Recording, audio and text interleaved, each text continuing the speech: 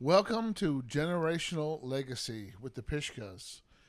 I have Fiona here, Dr. Fiona, Pastor Doug, and we have a very special guest, Yes. our youngest son, Josiah. Josiah, it is so great to have you here today. I am so glad to be here. It is honestly a blessing. I never would experience this on my life. The Generational Legacy podcast. It is something so generationally legacied that I will never ever be able to ever not thank you guys enough for being here. You are absolutely hilarious. So Josiah is normally behind the scenes, Yes. and today we Yep. brought him out from behind the camera Hallelujah. because we're talking about a specific thing, and then his brother Gabriel's going to join us towards the end. But as a family, we all just came back from a big trip overseas. Very big. Our first international trip as a family. We've gone on other trips right here in the U.S., but we've never really gone on the international trip together. So Josiah is going to share with us his experience and what is the first thing that you would say was a surprise? First thing that was a surprise, holy moly, with guacamole on top. There was a lot of things that was surprising, but probably the most surprising thing was that the food wasn't really spicy. Oh, that's interesting. Before we went, of course, I prepped you and said, the food might be spicy. She prepped me. I did. She prepped me. And so, hey, but that helped you that, it was better than what you thought. And you really liked the food. What was one of your favorite stuff that you really liked? Ooh. Miss Alma's going to be paying attention to this. Mm-hmm. So, this is a very tough question here. Let me put my thinking skills on. I would say probably the curry. The 'Cause, curry? so Yep, the curry. just manual thinking. You've got a friend. So first, we forgot to tell people, where did you go? Tell us where you went. Oh, I went to Guyana, South America. Mm-hmm. Tell them more about where you stayed. Tell them more about it. So we stayed at Bliss the Children Home in Industry, right? Mm-hmm. Industry, Guyana, and it's like an orphanage, and we help kids go to college and stuff. Yep. So, yeah, and then they have a pretty big Patois accent. Patois. Do you know anything? Do you remember any of the stuff in Patois? What you doing, boy? You stealing my curry, man? Kind of. That's Gabe's close. laughing. But we should give Gabe a mic and just him laughing and behind the scenes. That'd be hilarious. So how old are you now, Josiah? 12, and I'm gonna be 13 in January 20th, 2025. Yeah. Yes. Awesome. Yeah, pretty cool. So, do you like traveling? Do I like traveling? Yeah. Yeah, I like traveling. Depends how much legroom I have. It depends who I'm sitting next to. And it depends what seat I have. Aisle, whatever. And this was your first foreign country that you were at? Yes. Very first foreign country. Out of the country. Need a passport for that. Do you think that you would like to go to other countries overseas? Yeah. Maybe I would go to Singapore. Meet Sam sometime. That'd be cool. Singapore? Okay. You favor the big cities, the industrialized nations. Yeah, very clean water is Developed. accessible. Yes. So Clean that water was is something. You had to brush your teeth with bottled water. What's that experience? What was that experience like for you? Wow. Well, Gabe made it 10 times better. But let me tell you, it was okay. It was like you had to kind of remember, or else something bad would happen, which isn't good because it's bad. But it's just like any. The bottled water is actually tastes pretty good over Yeah. there. So yeah. You just have to remember when you go to the sink not to turn on the faucet to brush your teeth, because then that's not really water you should drink. Yeah. But that was a new experience. What do you think about the kids? Yeah, they were pretty cool. They were jumping all around my back and stuff, Yes. and that was pretty fun. And then the little kid Jamal, he was Yes. excellent. He's all our favorites because he was little. He was the Yeah. littlest one. So we How all. old was he? I think he was 5 or 6. 5. Yeah. But he was he was a little 5. And he can eat. Yeah. So Look so at how do you that. think God used you to minister to the kids? I think he used me to minister to the kids by giving them an example, like you said, of being a good brother, I guess, to Gabe, and they can be good brothers and sisters to everybody else at home. Mm-hmm. Awesome. What did you think about the church service we went to? The That church. was a pretty huge W there. The church service, Life Springs Ministries. Unfortunately, Pastor Lally wasn't there, but his wife was there, and that was a pretty good sermon. It was talking about the heart and, like, the heart of Georgetown, but applied, not the heart of Georgetown, but, like, applied to the Bible, like the heart of God and stuff, and how God sees your heart. So that was pretty good. Yeah. So, being in Guyana and experiencing the culture, did it like add to your appreciation of America? Yeah, it did. I mean, clean water is accessible. You can go to Hershey Park. You can go to Nolan style. You could go to Louisiana. You could go to Bama. See the Crimson Tide. Yeah. You could change your accent. Did you understand what everyone? No. You didn't understand. No. No, not at all. Not really. I was like, "What are you saying, Mr. Horace?" And then he's like, "Yeah." Yeah. Did you understand me when I spoke Patois? Yeah, kind of, but that was pretty awkward. Like it's like going from a very American accent to Guyana accent, and that was quite fascinating. So maybe you want to explain what patois is. So Patois, if you're my Guyanese friends watching, you know exactly what we're talking about. But if you're not, Patois is like the broken English, the local dialect of English in Guyana, and it's it is English, I guess, but it's grammarless and just fast. It's English ease. Right. I guess it's just a native. You have to like grow into it. When I'm not around people that speak it, it sounds like I'm making it up if I just speak it on my own. Yeah. But like when I'm around everybody, I Sometimes just like you go are. in and out of it. Sometimes you are making it up. It would probably similar to like Creole. Yes. In, yeah. In the Cajuns. Like the Caribbean style accent. The Caribbean. But Guyana is in South America. It's right at the tip of South America. But we identify with the Caribbean countries. With the Caribbean. Yep. So anyway, Josiah, it was good to have you on for a little bit. It was absolutely amazing to be here. That is Josiah Jeremiah Pishka, also known as the fireman, also known as Josiah the money generator. Used to be money maker, but then the visionary conference. I wanted to ask you too. One final question I got is, what do you think God showed you while you were in Guyana? God showed me how I like to be with my mama, my daddy, and my brother Gabe. Oh, that's good. Real Isaac Pishka, who's also just sipped some water and stretched his neck. Well, hey, it's good to have you on, buddy. Yep. Thank you guys for inviting me. That is Josiah Jeremiah Pishka, also known as the fireman, also known as the money maker, which used to be the money maker, but now it's the money generator because the Visionary Conference of 2024, where we read a bunch of different speakers like Robin Bullock and Jesse Duplantis, told us that we need to be money generators instead of money makers. So yeah. All right. Thank you all for having me, and see y'all in the next one. All right. Bye-bye. Bye. So, Gabe, we just had Josiah on, and he was I saw. He was giving us his experience and his feedback on Guyana trip, and of course, this is the first time we've all gone together. But you've been there before. Yeah, this is my third time there. I was there when I was 5-ish. Right. I was there when I was 15, and then I just went back in. So it's been 6 years since I was there. Yeah, it's hard for me to believe. Like, imagine that you were 15 when you went with me the last time, because the two of us went together last time. I think that's when we stopped over at Trinidad. Yeah, we had a 12-hour layover in Trinidad. Yeah, so we went. So we went out to the town. City, yeah. Ate some doubles. Yes, that was so good. So good. I love doubles. Trinidadian doubles. But yeah, so how was this trip different than the other ones you went on? What's your experience? Yeah, I mean, this trip, I definitely had a new perspective on things. I mean, I'm older. When I went on the other trip, like the first trip, I was literally just a child. Second trip, I was still really young. I didn't really, like, I knew what I was doing there, but I didn't really know what I was doing there. I was just kind of there. So going with this trip was definitely a new perspective, new outlook, and this time around, there's like a whole new set of kids, a whole new set of staff.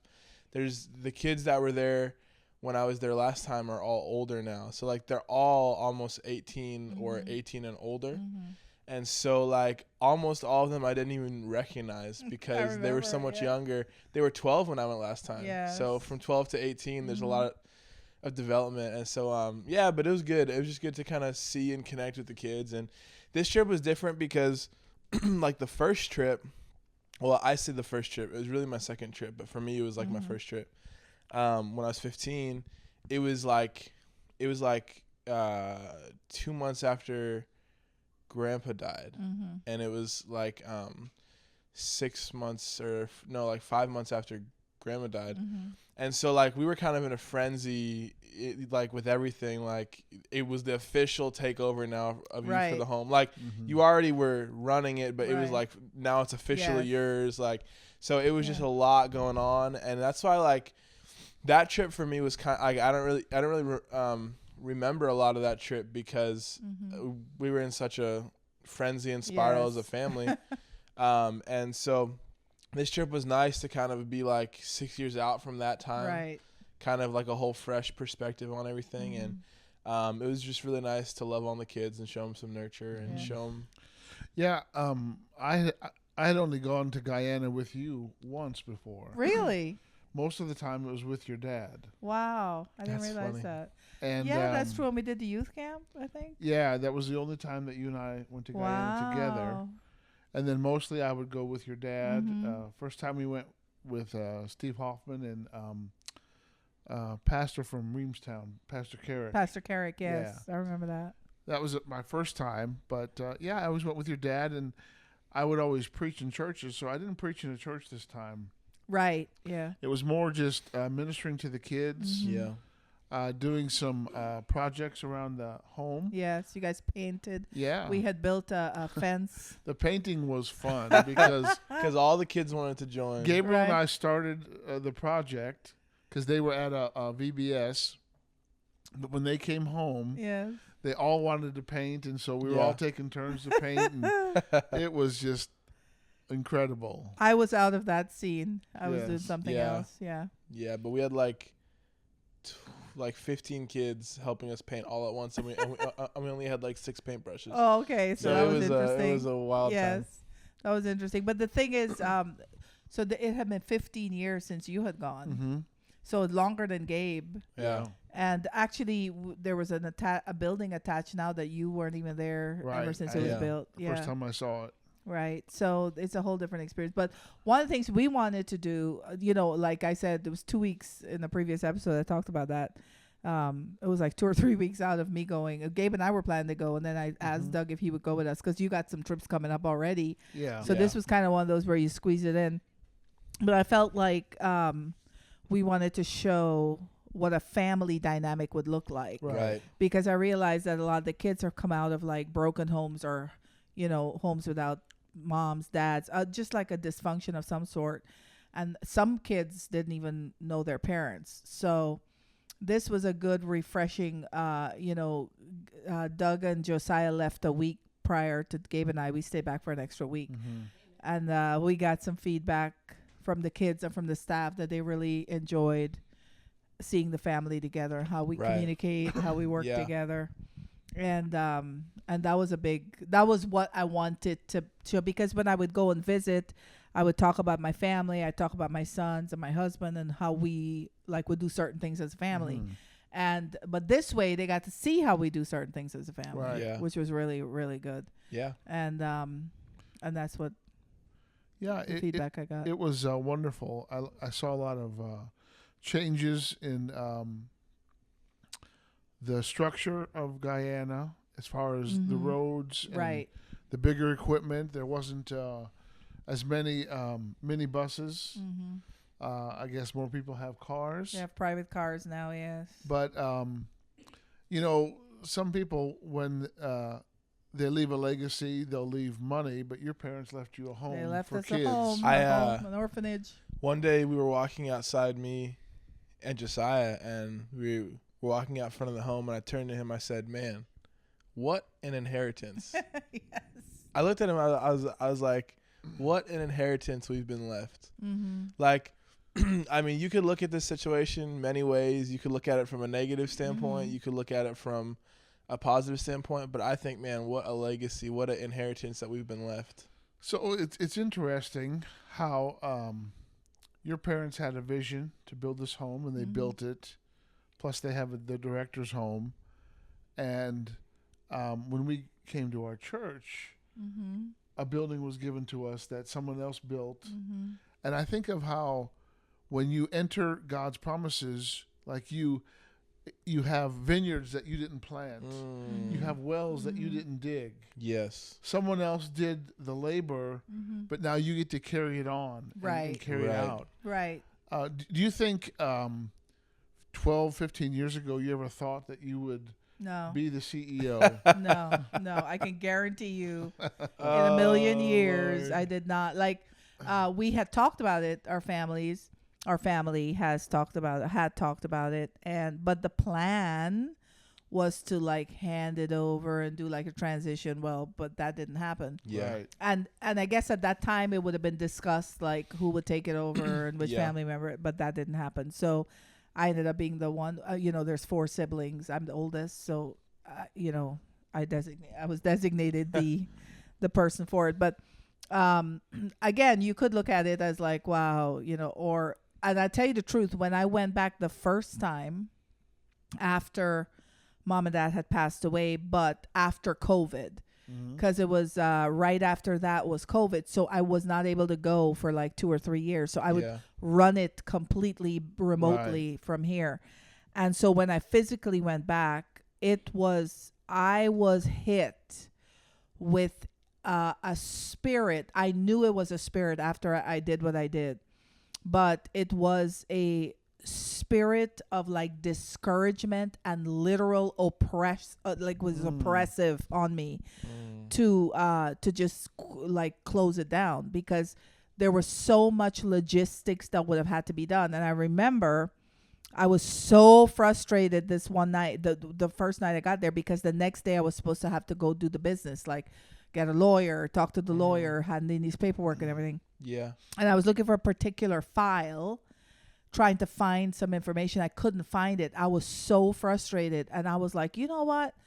I went to the room and I said, I don't even have to do this. Like, this is not even necessary. Like, I could actually hand this over to a church or somebody local and give them the whole thing. Just hand it all over to them and have them do it or whatever. So I said, I was like done. I was exhausted. I was tired. I was just like done. And I said, but I'm not just going to do that. I said, Lord. So I prayed that night and I said, Lord, I need you to give me clear direction on whether this needs to carry on, whether I'm the one to do it. And I need to know. So I went to sleep. I was like, I'm leaving it up to you. You give me an answer. When I wake up in the morning, I like to have an answer. So I just went to sleep. I slept so soundly that night. But I remember when I fell asleep, I had a dream. And in the dream, I could not tell you what that dream was. Wow. I can't remember. I dream just about every night. Every time I sleep, I dream. So, but that particular dream, I could not remember. But in the dream, I remember having a conversation like with God, like God and I having a conversation. I didn't physically see him, but I knew I was, and him and I were discussing the orphanage, and he told me, and he wanted me to do it, and he gave me a plan, right? But the thing is, I did not remember, but it was like I was it confirmed everything I needed to know. And so when I woke up that morning, I knew beyond a shadow of a doubt that this needed to go on and I needed to be the one to do it. Wow. And so I said, God, if you're asking me to do this and I give you my yes, that means I am all in. It is a yes, and nobody can stop it, and nobody stops me. So that's what I said that day. So that morning when I woke up. So when I said that, then I started I knew what to do next. I had wisdom and all that to do what I had to do. And I had taken somebody from here with me. 2 people went with me from here.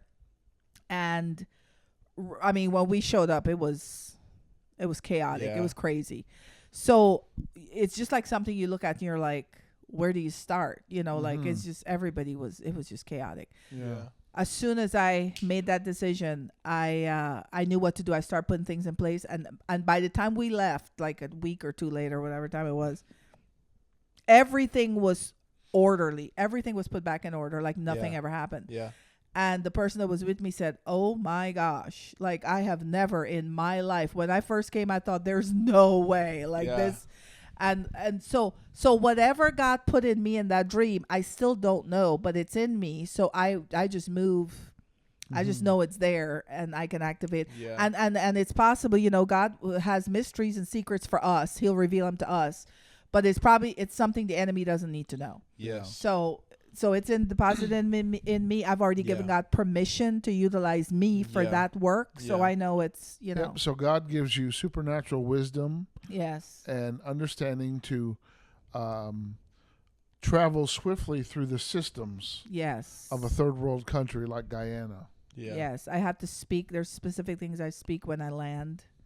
There's specific things I do just so I can get work done. Otherwise, you get wrapped into a system that's not going to work for me. Yeah. So. But we're a family of ministry, and that's your ministry. Yes. And of course, Gabriel has some ministries too. Mm-hmm. And God is good. Yep. So we want to talk about how we function in those things in our next episode. Yeah. And share with people like how we go in and out of our positions Yeah. as a family and different things that we do. But certainly this was a good trip for us to have together. We had fun. It was good for Josiah to see it with the family. Yeah. That was his first time going to Guyana. Overseas it all. It all. We wanted him to have the heritage because I'm from Guyana, and it's like, he needs to know where mom came from. Yeah, Exactly. I feel like this trip I really reconnected with that part of me. Yes. Like my heritage there. Your brown. I started my brownness. I started really doing a lot of research on the country and like where I come from, like, and that, like, I'm into that kind of stuff, and so that stuff like really helps me function better in those areas, and you know, it's part of my identity on the earth. Like, part of my identity is where we came from. So this trip like really helped me reconnect with that side of me. Right. That was good. So Yeah, and I love the Guyanese culture, and it was just good to rekindle that on the inside of me as well. And God's got some great things in store for Guyana, and the home is a very critical part of what He wants to do there. Yeah. We just have to, keep doing. God has a plan, and we just walk out the plan. That's the goal. And what's your slogan there? You're champions fulfilling their purpose. Yeah, you're building champions who fulfill their purpose. Yep, and I apply that to the children and the staff. Yes. Yeah. That's good. So it's not just for the kids. The staff have to come along because they're like parenting the kids. Yes. And so we all grow together. So I've created like a library there for the adults, for the staff who would like to participate. Some of our older kids have participated in those books, like John Maxwell books, Brother Hagin's books. One of them is reading The Fourth Dimension. Yeah. Young Cho. All these books, I expose the kids to them. They have these things they can study, and I'm seeing a difference and certainly growth in the set of kids that we have. And yep. And so far you have brought 3 people from the home. Right. So 2 people that we brought to the girls originally like 5 years ago now. And one young lady just came, which her family members over here, so they facilitated that effort. And so right now we have about 5 young people that could come for next September to Bible school. And that's a way that they get access to come here. What I learned from the first person I brought over was, as soon as they came to the airport with me, as soon as we landed in America at the airport, she said to me, "Oh my gosh, Miss Fiona, now I understand everything you were trying to tell us." I said she said, "Yeah, now it all makes sense." Because when I would give them, when I would advise them and give them things and try to explain to them that there's a better way and, blah, blah, blah, they were trying to imagine what I was saying, but didn't make sense. As soon as they saw, we're talking JFK. Yeah. As soon as they came to the American airport, they were like, "Now I understand what you were saying."